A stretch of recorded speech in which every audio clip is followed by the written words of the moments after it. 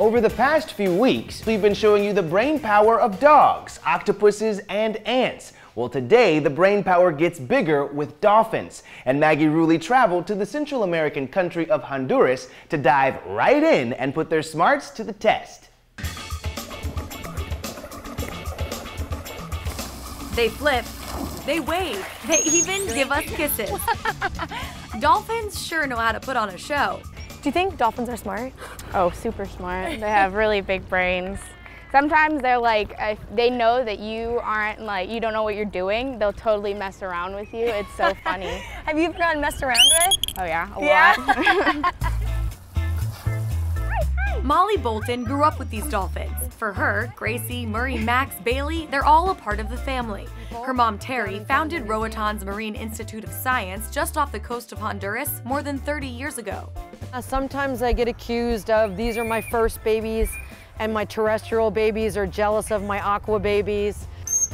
And she's been playing with and researching these guys nearly every day since. Hi, Maury. Oh! Maury, are you playing? Sticking your tongue out at me? I did not signal her to do that. How can you tell that dolphins are intelligent? How do we quantify intelligence? Are they problem solvers? Yes, they are. Are they planners? Yes, they are. So can they make things up? Can they make up their own games? Yes, they can. Yes, they do.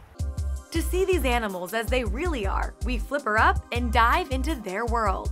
Almost immediately, our new dolphin friends check us out. They are naturally curious. It's part of the dolphin's makeup. These are all signs of an animal that has physically adapted to their environment, and their brains have been allowed to evolve to a higher level and to do other things than think about just survival day to day. Things that almost seem like superpowers, like echolocation, using sound to find objects, which makes them skilled hunters. Paya is an expert. So we're gonna put him to the test with a little game of hide and seek. The ring is all buried, and we're gonna see if Paya can find it. So right now, when you look underwater, a human can't see it at all. I see nothing. But we're gonna see if Paya can use her echolocation to locate the buried triangle. Immediately, Paya starts to make a clicking noise. The sound bounces off of objects and back to him, letting Paya see what's around him through sound.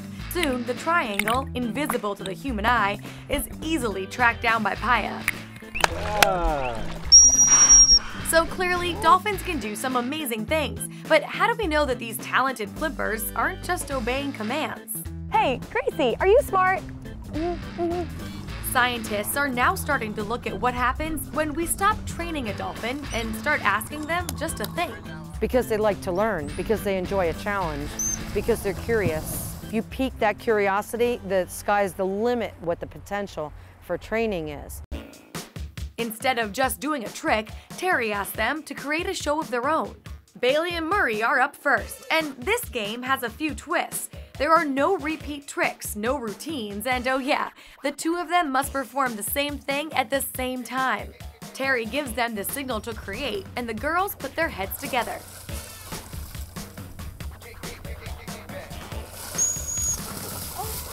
So again, you gave them no signal. This signal just says do it together and create whatever you want. Right. And then they choose what they're gonna do. Right. And I think that little breathing step on the surface of the water is like, okay, what should we do? It looks like these guys are more than just trained performers. They can even be their own ringleaders, making people question, should they even be a part of the show in the first place? Recently, there's been a lot of backlash in books and documentaries against keeping marine life in captivity for entertainment purposes.